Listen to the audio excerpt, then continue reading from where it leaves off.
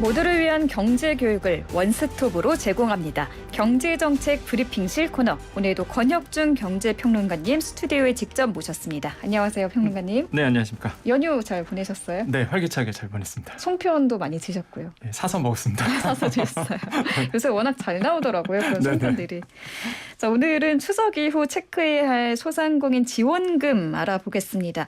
먼저 2분기 손실보상 기준이 확정이 됐죠. 소상공인분들이 아마 엄청 기다렸던 소식이 아닐까 싶은데 먼저 보상 대상이 어떻게 될까요? 네, 그 2022년도 그 2분기 손실보상 대상은요. 4월 1일부터 4월 17일까지의 집합금지, 영업시간 제한, 시설 이관 제한 조치를 받은 심각한 손실이 발생한 이제 중소기업 소상공인 대상이라고 보시면 되겠고요. 이번에 그 2분기 손실보상의 특징이 4월 1일부터 17일까지라는 거죠. 왜냐하면 이 당시에만 딱 그 방역조치 이행이 됐었거든요. 그래서 17일간의 손실에 대한 보상이다. 네. 이게 이번에 그 특징이다라고 보시면 되겠고 그 이후부터는 사실 이제는 조치가 없었기 때문에 네. 사실 시장에서는 중소기업 아니면은 소상공인 분들한테는 이런 얘기가 있습니다. 마지막 손실보상이 될 것 같다. 왜냐하면 그 이후부터는 방역조치 이행이 없었거든요. 네네. 그래서 17일간의 손실에 대한 보상이다라고 보시면 되겠습니다. 그러면은 산정 방식은 어떻게 될까요? 일단 지난 1분기와 이제는 같은데요. 일단 코로나19 영향이 없었던 19년도 동월 대비로 들어갑니다. 그래서 2022년도 일평균 손실액에 대한 방역조치 이행 기간 또한 보정률 이런 것들을 이제 계산해서 이루어지게 되고요. 네. 일단 보정률은 1분기와 동일합니다. 100% 손실에 대한 100%를 반영하고 또한 분기별 하한액도 100만 원 그대로 이제 유지하기로 했습니다.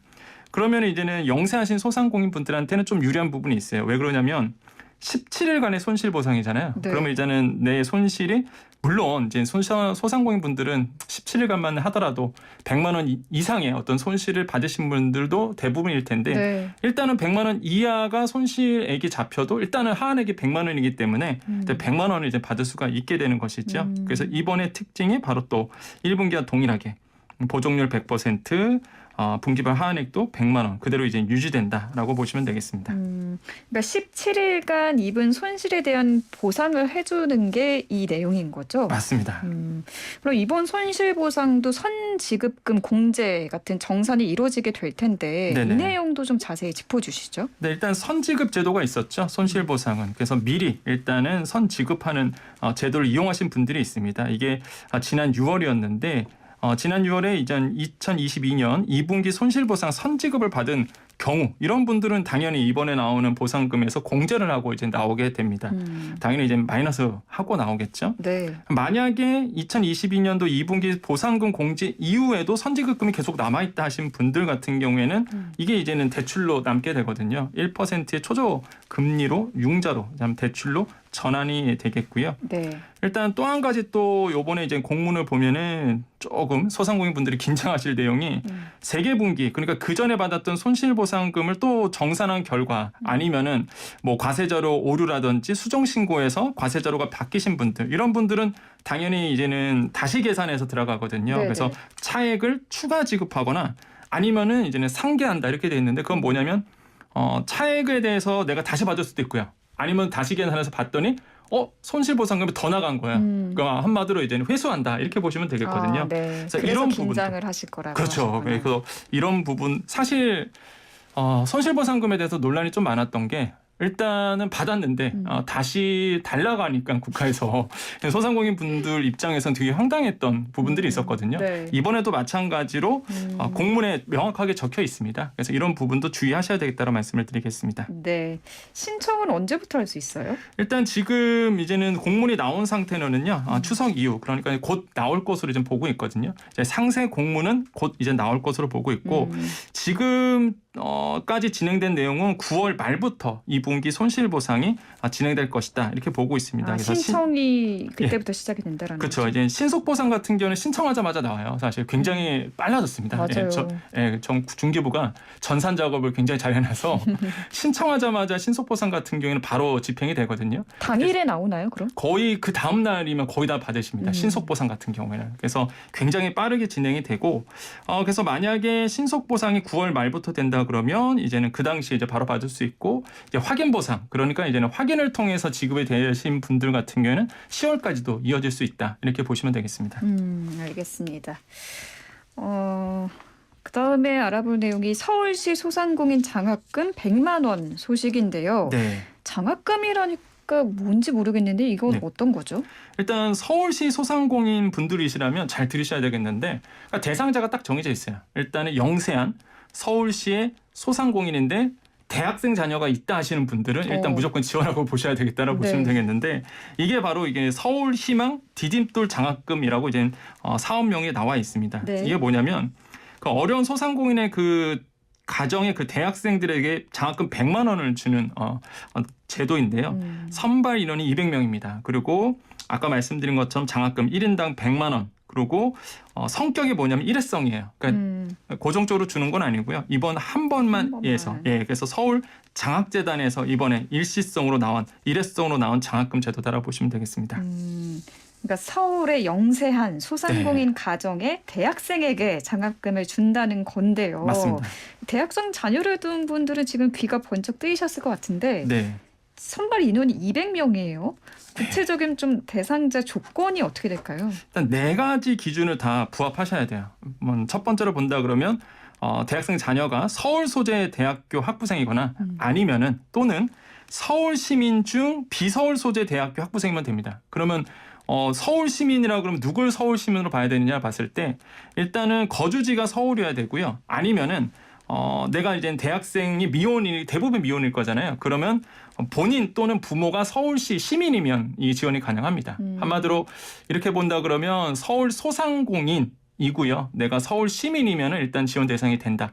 내가 내 자녀가 비록 그 비서울권의 대학을 다니더라도 해당이 된다는 얘기겠죠. 그래서 이런 부분 이제 보시면 되겠고 그 다음에 두 번째 큰 어떤 신청 자격은 이 기초생활수급자 또는 법정 차상위 계층이거나 22년도 1학기 또는 2학기에 한국장학재단 학자금 지원 4구간 이하이신 분들입니다. 그러니까 정말로 영세한 소상공인을 도와주겠다는 취지라고 보시면 되겠고요. 그다음에 전체 100분위 성적이 70점 이상이거나 직전 정규학기 12학점 이상인 이수하신 분들만 돼요. 그럼 무슨 얘기냐? 공부를 한 학생에게 좀 주겠다. 이렇게 좀 이해하시면 되겠고요. 네. 그다음에 소득금명 증액이 3,500만 원 이하이신 소상공인 가정입니다. 그래서 조건이 총 4개인데 상당히 까다로워요, 사실. 그러네요. 그래서 그런데 생각보다 이 기준에 맞는 소상공인도 꽤 됩니다. 그래서 아마 해당되신 분들은 뭐 적지 않은 금액이에요. 100만 원. 그래서 장학금을 꼭 받으셨으면 좋겠다라고 말씀을 드립니다. 그 주소지, 그러니까 거주지만 서울이면 되고 네. 자녀가 다니고 있는 학교는 서울에 없어도 지원 대상에 들어가는 건가요? 맞습니다. 거기 보면은 서울 시민 중 이제 비서울 소재 대학교 학부생 이렇게 적혀 있거든요. 네. 그러다 보니까 이제 내가 서울 시민이거나 아니면 부모가 소상공인 하신 분들이 서울 시민이거나 이런 분들 중에서 이제 자녀가 비서울 소재 대학교 다녀도 학부생이라도 해당이 된다. 이렇게 보시면 되겠습니다. 네. 그리고 장학금의 종류가 상당히 많이 있잖아요. 네. 다른 장학금을 받았더라도 이 중복 지원이 가능한가요? 굉장히 이건 주의하셔야 되겠는데요. 일단 서울 장학재단에서 줬던 긴급 학자금 장학금이 있습니다. 이게 일회성이었던 장학금들이 많거든요. 예를 들어서 서울희망 SOS 장학금 같은 케이스인데 이런 것과는 중복 신청이 안 됩니다. 그러니까 같은 기관에서 줬던 거 이런 건 안 되는데 이외의 타 장학금 같은 경우에는 중복 수혜가 가능하다라고 되어 있어요. 그런데 여기서 지금 중요한 게 뭐냐면 이 장학재단에서도 이제 강조하고 있는데 기수혜 받으신 외부 장학금 같은 경우는 그 기관에 한번 더 물어보셔야 된다. 왜냐하면 중복 지원을 받아서 기존에 받았던 장학금이 취소될 가능성도 있기 때문에 기존에 받았던 장학금 그쪽 기관에다가 문의를 꼭 하셔서 이거 받아도 되는 장학금인지를 꼭 확인해 달라고 얘기를 하고 있거든요. 안전하게 양쪽 기관에 다 문의를 하는 게 좋겠네요. 네, 그래서 만약에 여기 해당되신 분들이라면 이 기관 쪽에 둘 다 문의하셔서 이거 받아도 되는 건지 안 받아야 되는 건지 꼭 문의를 하셔서 중복 수혜가 가능한지를 꼭 확인하셔야 되겠다는 말씀을 드립니다. 저는 이 비서울 소재 대학교 본교 이 부분이 참 헷갈리는데 만약에 그 자녀가 다니고 있는 전공 그 캠퍼스는 지역에 있어요. 지방에 있어요. 네. 근데 이제 본교 학교는 서울에 있는 거죠. 네. 이러면은 서울 소재 대학교 학생으로 인정이 될까요? 안 됩니다. 그러니까 본인이 그런 데가 있잖아요. 이제 서울 캠퍼스가 있고 이제 지역 캠퍼스가 있는데 네. 일단 내 전공이 지역 캠퍼스에 속한다. 그러면 이거는 서울권 대학으로 보지는 않습니다. 비서울 소대 비서울 이제는 그 대학으로 이제 보기 때문에 네. 그거를 이제 나눠서 보셔야 되겠고요. 공문에도 이제 명확하게 적혀 있어요. 학생이 소속된 학과의 캠퍼스 소재지 기준으로 이제 나눈다라고 되어 있기 때문에 이런 것도 이제는 꼭 정확하게 보셔야 되겠습니다. 그러니까 본교는 서울이더라도 네. 그 본인의 학과가 서울이 아닌 캠퍼스에 있다면 네. 비서울로 들어가는 거군요. 맞습니다. 그러면 신청을 할 수가 없는 거죠. 근데 비서울도 가능은 한데 네. 서울 시민이면 되거든요. 거주지가 서울이면. 거주지가 서울 시민이면 돼요. 근데 만약에 내 거주지도 서울 시민이 아니고 그다음에 일단 나는 또 본교는 서울이지만 캠퍼스가 지방에 있다. 이런 분들이 이제 안 되는 거죠. 그러니까 그래서 중요한 거는 서울 시민이어야 된다. 네, 이렇게 보시면 되겠습니다. 알겠습니다. 언제까지 신청하면 될까요? 신청 방법 알려주시죠. 네. 오늘부터요. 그래서 이게 네. 10시부터 들어갔습니다. 벌써. 네. 그래서 9월 13일 10시부터 9월 22일까지인데 신청 기간이 짧아요. 그러니까 이거를 해당이 되시는 분들은 정보가 늦으면 사실 지원을 못하는 거거든요. 그래서 꼭 방송을 들었는데 될 것 같아. 그러면은 서울장학재단 홈페이지에 들어가 보시면 이 사업이 나와 있기 때문에 서울장학재단 홈페이지에서 로그인하시고 꼭 한번 신청을 해보시기를 말씀드리겠고요. 정확히 잘 모르겠다 하신 분들은 일단 서울장학재단 콜센터에 전화하셔갖고요. 한번 문의해 보시는 거 추천드리겠습니다.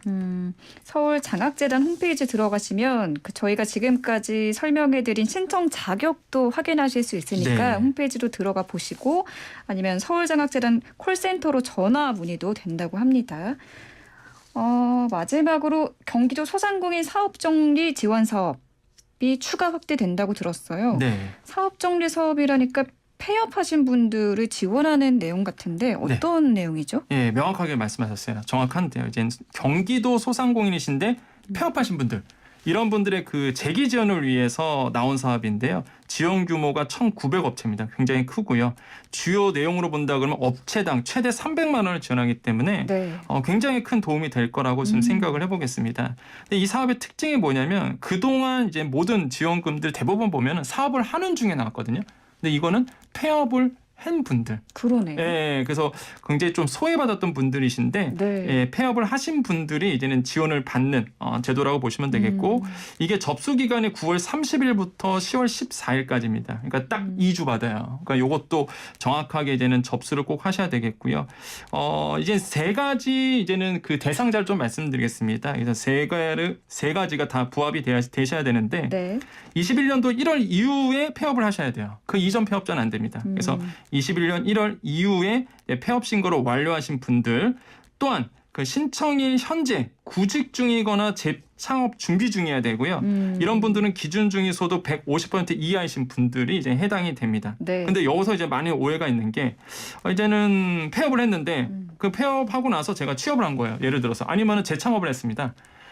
그런 분들이 되냐 안 되냐 말이 많은데 됩니다. 오, 돼요? 네, 됩니다. 그래서 취업 중인 자 되고요. 그다음에 재창업자도 되는데 재창업자는 타 사업장을 운영하셔야 돼요. 동종업계가 아니라 타 사업장을 운영하셔야 되는데 근데 조건이 좀 까다롭습니다. 이런 분들은. 네. 기준 중위소득 100% 이어야 돼요.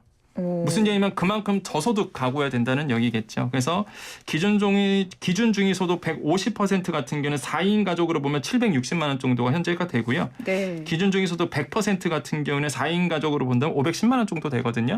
그러니까 폐업을 하신 분들 중에서 이런 어떤 중위소득 이하이신 분들 가능하고요. 또 한 가지가 폐업 이전 사업 운영 기간이 6개월 이상 되셔야 됩니다. 무슨 얘기냐면 폐업 이전에 사업을 그래도 최소한 6개월 이상은 운영을 하셔야지만 된다 이런 얘기겠죠. 그래서 이 세 가지가 모두 충족하신 분들 경기도 소상공인 분들이라면 이번에 한번 꼭 300만 원 지원금 나오니까 꼭 지원을 하셨으면 좋겠다고 말씀을 드리겠습니다. 네, 경기도 소상공인 사업정리 지원 사업 내용까지 살펴봤습니다. 오늘 말씀 감사합니다. 네, 감사합니다. 네, 지금까지 권혁중 경제평론가와 함께했습니다.